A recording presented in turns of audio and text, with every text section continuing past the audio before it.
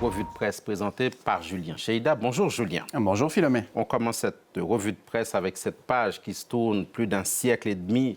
La France a définitivement aboli le Code noir qui, même s'il n'était plus en vigueur, existait encore dans la loi française. Effectivement, regardez ce chiffre qui s'affiche ici en une du Guardian britannique, 178 ans, c'est-à-dire depuis 1848. Ce texte existait encore dans le droit français malgré l'abolition de l'esclavage à l'époque.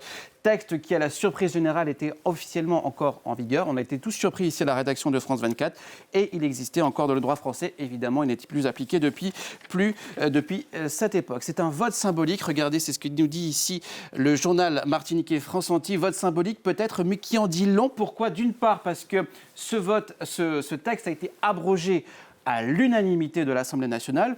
Vu les temps qui courent en politique, c'est assez rare et important d'être souligné.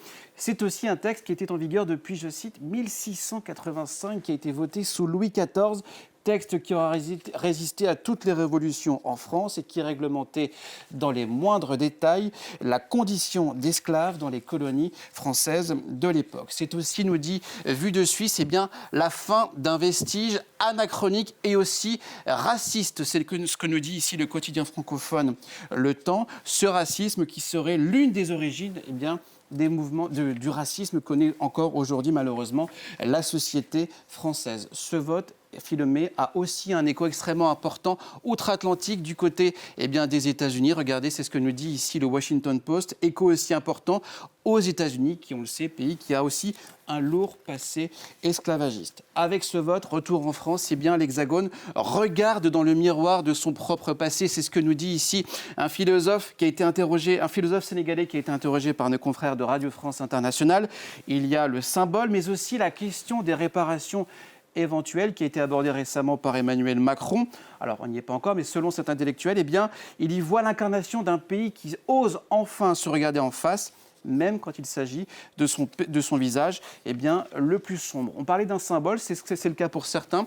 Pour d'autres, c'est une forme de libération. Image extrêmement émouvante ici de Stevie Gustave, je vous le montre ici, député écologiste de l'Essonne, ému aux larmes, qui a prononcé un discours extrêmement fort devant l'Assemblée nationale, se décrivant non pas comme un descendant d'esclaves, mais je cite, comme un descendant d'hommes libres rendus en esclavage par la France.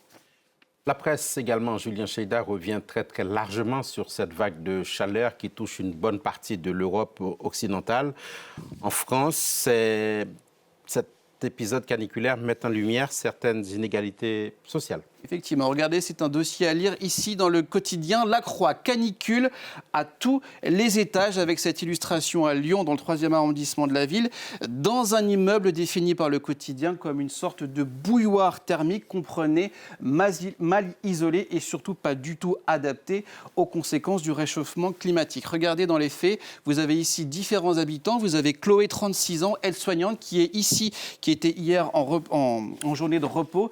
Impossible pour elle de faire quoi que ce soit. Elle est restée avachie, dit-elle, dans son canapé à cause de la chaleur. Un peu plus bas, dans les appartements en dessous, vit Annie, 87 ans, avec ce thermomètre chez elle affichant 28 degrés. Impossible pour elle non plus de faire quoi que ce soit. Chloé se dit en forme, mais pense à ses voisins plus âgés pour qui vivre sous cette température chez eux est un véritable calvaire. Annie qui ne peut changer de logement faute de moyens financiers, tout comme Chloé qu'on voit juste au-dessus. Et ce n'est pas la seule conséquence de cette vague de chaleur précoce, Julien. Non, regardez, c'est une autre conséquence un peu plus inattendue. Ce réchauffement climatique s'appuie depuis des dizaines d'années sur des faits scientifiques incontestable et pourtant le discours des climato-sceptiques est toujours bien présent, je dirais même plus présent que d'ordinaire, jusqu'à cibler directement des journalistes météo. C'est à lire ici dans Libération qui nous parle d'insultes, d'intimidations sur les réseaux sociaux à cause de leur carte météo jugée trop rouge, c'est-à-dire où il fait beaucoup trop chaud. Illustration ici avec notre confrère de France Télévisions, Sébastien Thomas, qui témoigne dans Libé de cette haine qui ne cesse de monter chaque année. Et puisqu'on est dans la bêtise, Philomé, regardez ici, petite anecdote du Parisien qui nous rappelle que attention à la chaleur, attention aux esprits qui s'échauffent au sens propre. Quand le mercure monte, l'agressivité augmente. Une bousculade anodine à 35 degrés dans le métro peut être vite vue comme une agression. Pourvu que ça s'arrête, Philomé? Eh bien non, vous allez voir que l'été sera chaud, même très chaud. C'est ce que nous rappelle ici le quotidien britannique The Independent, avec le fameux super El Niño qui, lui, est attendu pour la fin de l'année. El Niño, pour faire très court, c'est un puissant courant marin qui influe sur le climat et sur la météo, qui pourrait survenir, d'après les scientifiques, d'ici la fin de l'année.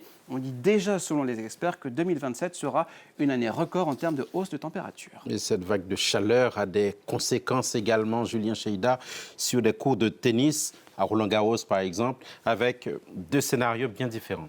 Tout d'abord, ce drame vu d'Italie avec l'élimination surprise hier au second tour de Roland-Garros de l'idole du pays, Yannick Sinner, le grand favori du tournoi, donc défait hier au second tour du tournoi. Son visage abattu s'affiche dans toute la presse italienne. Vous avez ici le Corriere della Sera, ici vous avez la Stampa. Je me suis senti mal, à un moment donné, dit-il. Je ne suis pas un robot. Le joueur italien ne remet pas en cause la chaleur parisienne. Mais du côté du New York Times, vous allez voir que l'analyse est totalement différente. Regardez ce que nous dit ici le quotidien américain. Plus il fait chaud et plus Sinner devient vulnérable. D'autres exemples ont été constatés, notamment dans les tournois aussi bien aux États-Unis qu'en Australie, où l'humidité est encore plus forte qu'à Paris.